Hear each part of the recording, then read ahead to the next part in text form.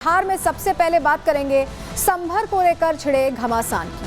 पहले सड़क पर बवाल, अब संसद में संग्राम। मंदिर मस्जिद विवाद और हिंसा को लेकर सियासतदान अपनी सियासी पिच तैयार करने में जुटे हैं। पहले सियासत चमकाने के लिए कांग्रेस और सपा के नेताओं ने लखनऊ की सड़कों पर हंगामा बरपाया, संभल में सबूत मिटाने की साजिश का आरोप लगाया और अब सदन में सरकार, पुलिस और प्रशासन और कोर्ट के आदेश पर सवाल उठा दिए गए। समाजवादी पार्टी ने संसद के दोनों सदनों में संभल मुद्दे को न केवल उठाया बल्कि सरकार से लेकर प्रशासन पर भी गंभीर आरोप मढ़ दिए। ऐसा लगता है कि ये सपा की आदत सी हो गई है। चुनाव में हारे तो प्रशासन पर सवाल, हिंसा हुई तो प्रशासन पर आरोप, चुनावों के दौरान भी प्रशासन को धमकी। संभल के दंगल पर पूरी जानकारी आपको देंगे। दूसरी खबर इसी से जुड़ी है क्योंकि संभल हिंसा की आंच अब अलीगढ़ तक पहुंच गई है। संभल हिंसा को लेकर अलीगढ़ मुस्लिम यूनिवर्सिटी में धार्मिक नारेबाजी की गई। छात्रों ने मार्च निकाला और कहा कि मुसलमानों पर जुल्म ढाया जा रहा है। तो वहीं मार्च के दौरान छात्रों ने ऐसे नारे लगाए जिस पर बवाल बढ़ गया है। इस पर भी पूरा अपडेट आपको देंगे। तीसरी स्टोरी में बात बाबा बागेश्वर की करेंगे। बाबा बागेश्वर ने जब से जातियों में बिखरे सनातनियों को एकजुट करने के लिए हिंदू एकता की हुंकार भरी है, तब से कट्टरपंथी उनकी जान के दुश्मन बन बैठे हैं।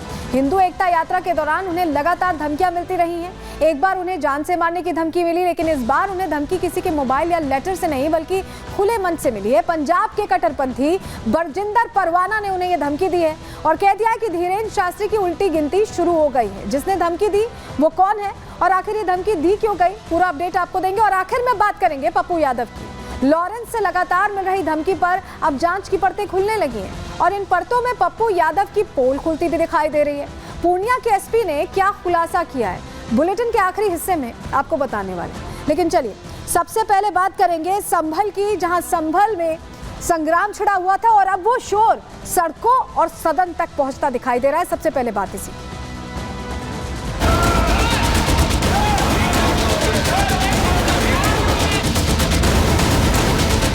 ये खुदाई जो है हमारे देश का सौहार्द, हमारे देश का भाईचारा, हमारे देश का गंगा जमनी तहजीब को खो देगा। भीड़ को संदेह हुआ कि मस्जिद में तोड़फोड़ करने जा रहे हैं, तो उसके बाद अशांति हुई, पुलिस ने गोली चलाई।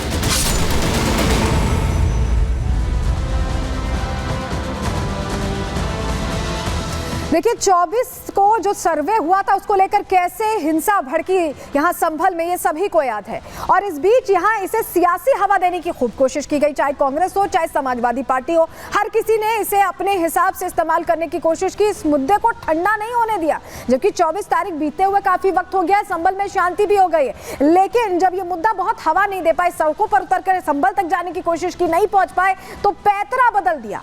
पैतरा बदला समाजवादी पार्टी ने और ये पैतरा इस तरह से बदला कि स्पीकर से मिलकर ये कहा कि संभल पर चर्चा होनी बहुत जरूरी है, संभल के लिए समय चाहिए। और जब समय दिया गया तो चर्चा के साथ साथ वो दर्द भी निकल आया, जिसकी वजह से संभल को लेकर बार बार समाजवादी पार्टी यहां बात उठा रही है, बात रख रही है। चलिए सबसे पहले आपको बताते हैं कि हो हंगामे के चलते आपने देखा कि शीतकालीन सत्र चल रहा है, लेकिन इस शीतकालीन सत्र में बिल्कुल भी कामकाज नहीं हो पाया, क्योंकि जब भी काम करने की बात आती है विपक्ष हो हंगामा करने लगता है, नारेबाजी करने लगता है। और ये नारेबाजी इस तरह से होती है कि कहीं ना कहीं दिक्कत खड़ी हो जाती है। जो जनता के मुद्दे हैं, जो मेरे और आपके पैसे हैं टैक्स के, वो यहाँ पर नहीं पहुंच पाते हैं। जिस तरह का विवाद संभल पर छेड़ा गया, ये अपने आप में प्रश्न खड़े करता है, क्योंकि जब माहौल शांत हो गया है तो क्यों ऐसी स्थिति बनाई जा रही है, ये अपने आप में सवाल है। सदन के अंदर, राज्यसभा में भी और लोकसभा में भी समाजवादी पार्टी के चेहरों ने, खुद अखिलेश यादव ने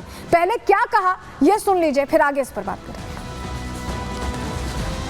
संभल जो इसलिए जाना जाता था कि भाईचारे के साथ वहाँ रहते हैं लोग, लेकिन अचानक ये जो घटना हुई है ये सोची समझी रणनीति के तहत हुआ है और वहाँ के भाईचारे को गोली मारने का काम हुआ है। भारतीय जनता पार्टी और उनके सहयोगी और समर्थक, शुभचिंतक बार बार खुदाई की जो बात कर रहे हैं अध्यक्ष महोदय, ये खुदाई जो है हमारे देश का सौहार्द, हमारे देश का भाईचारा, हमारे देश का गंगा जमनी तहजीब को खो देगा। के डीएम, एसएसपी, वकील जिन्होंने वो एप्लीकेशन दी थी, वो और कुछ लोग ढोल नगाड़े बजाते हुए पुलिस के साथ गए और मस्जिद में प्रवेश कर गए। भीड़ को संदेह हुआ कि ये मस्जिद में तोड़फोड़ करने जा रहे हैं और कुछ कर रहे हैं, और एसडीएम ने वहाँ उस जो टैंक था पानी का वो खोल दिया, पानी बह के बाहर आया, तो लोगों को संदेह हुआ कि इसमें कुछ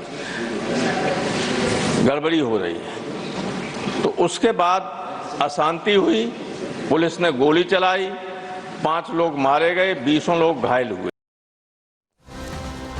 तो अपने आप में सवाल ये खड़ा होता है कि ये मुद्दे क्यों उठाए गए, क्या सियासी फायदे के लिए उठाए गए, क्यों हम ऐसा कह रहे हैं? जानकारी आपके सामने रख देते हैं। देखिए, समाजवादी पार्टी के लिए मुस्लिम वोट बैंक के तौर पर, मुस्लिम बहुत बड़ा वोट बैंक के तौर पर, यही वजह है कि लगातार सपा पीडीए का जो फॉर्मूला था, आप समझ रहे हैं, उसमें भी जिक्र करती रही, एमवाई फैक्टर पे चलती रही। वोट बैंक के लिए सपा ने संभल का मुद्दा संसद में उठाया, समय इसके लिए मांगा, मुद्दा उठाया। संभल हिंसा मामले में सपा के नेता आरोपी हैं, आपको पता है, जियाउर रहमान बर्क, जो वहां से सांसद हैं, और विधायक दोनों ही आरोपी हैं। सांसद पर हिंसा भड़काने का आरोप लगा जियाउर रहमान बर्क पर, विधायक के बेटे को भी आरोपी बनाया है। उनका जो बेटा है वो आरोपी है, सैयद इकबाल जिसका नाम है। और सर्वे के दौरान पुलिस ने लोगों को समझाया भी था कि कोई हो हल्ला ना हो। भीड़ में शामिल नकाबपोशों ने कैसे पत्थरबाजी की, वो तस्वीरें हम सभी ने देखी हैं। गाड़ियों को आग लगाते दंगाई भी खुलकर तस्वीरों में कैद हो गए थे, सामने आ गए थे। सपा ने एक बार फिर पत्थरबाजी को गलत नहीं ठहराया। सदन के अंदर सपा के नेता प्रशासन पर ही प्रश्न खड़े करते, सवाल खड़े करते यहाँ पर दिखाई दे रहे थे और इसी मुद्दे को उठाते हुए दिखाई दे रहे थे। लेकिन आपने एक चीज नोटिस की होगी कि जब जब समाजवादी पार्टी कहती है तो यहाँ पर प्रशासन पर, संवैधानिक पदों पर बैठे लोगों पर किसी को भी सवाल करने से परहेज नहीं करती। और ये सिर्फ अखिलेश यादव का स्टाइल नहीं है, ये बाकी नेता भी उसी तरह से चलते, उनके चाचा भी वैसे ही चलते। चलिए आपको जरा बताते हैं कब कब प्रशासन पर सवाल खड़े किए गए, जरा समझिए। सबसे पहले अखिलेश यादव का बता रहे हैं, कटघरे में वो हमेशा ही प्रशासन को खड़ा कर देते हैं। संभल में पुलिस ने गोली चलाई, इनकी तरफ से कहा गया। उपचुनावों में पुलिस ने वोट डालने से रोक दिया, ये भी आरोप इन्हीं की तरफ से लगाए गए। धड़ाधड़ ट्वीट उस दिन इनकी तरफ से किए गए थे जिस दिन चुनाव था।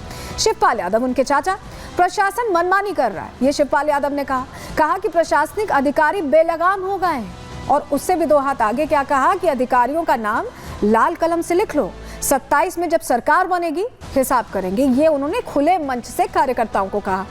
और उनके दूसरे चाचा, ये तो शिवपाल यादव से 2 कदम और आगे निकले। इन्होंने तो जजेस पर ही शुरू कर दिया कुछ भी कहना। सीजीआई पर ही अभद्र टिप्पणी इनकी सामने आई, जिस पर इन्हें माफी भी मांगनी पड़ी, बात वापस लेनी पड़ी थी। जजों पर अभद्र टिप्पणी इनकी तरफ से बार बार की जाती है। उन्होंने अभी क्या कहा कि छोटे जज देश में आग लगवाना चाहते हैं, इस तरह की बात इनकी तरफ से कही गई। और कुंदरकी में प्रशासन ने वोट डालने से रोका, ये आरोप भी प्रशासन पर लगाए। तो आप ये देख पा रहे हैं कि ये जो समाजवादी पार्टी के जो तमाम बड़े चेहरे हैं, ये क्या करते हैं कि लगातार कोशिश ये करते हैं प्रशासन पर, संवैधानिक पदों पर बैठे लोगों पर प्रश्न खड़े कर देना। लेकिन आज क्या हुआ, संभल के लिए समय मांगा था, उपचुनावों में हार की शिकायत करने के लिए समय नहीं मांगा था समाजवादी पार्टी ने, और स्पीकर ने समय भी इसीलिए दिया था। लेकिन ये करते करते अचानक राम गोपाल यादव भूल गए कि सदन के अंदर उन्होंने दरअसल सच्चाई कह दी, एक्सपोज हो गए खुद ही। सुनिए जरा कैसे एक्सपोज हुए, आपको जरा सुनवा रहे हैं। उत्तर प्रदेश में जो चुनाव हुए थे उसमें वो बगल के जिलों में पुलिस ने किसी को वोट डालने नहीं दिया गया और जबरदस्ती चुनाव कब्जा कर लिया था। और उससे ध्यान बटाने के लिए राम गोपाल जी, आपसे आशा करता हूं संयम योजनाबद्ध तरीके से सब ये हुआ।